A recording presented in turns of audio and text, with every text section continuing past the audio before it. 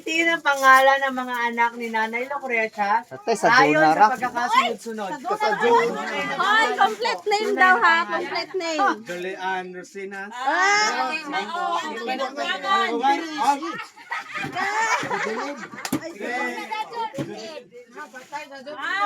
Julian Rosinas. Ay, mali na po. Wait lang po, Mother. Tapusin po natin. So, sino po gusto sumagot? Dong.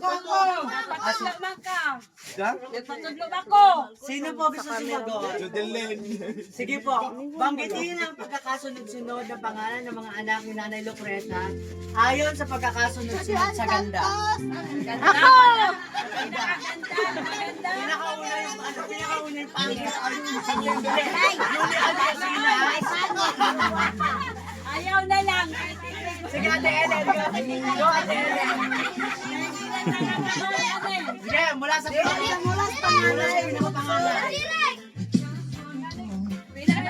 Mula po sa pinakapanganay, yung pagkakasunod-sunod ng anak ni Nanay Lucrecia.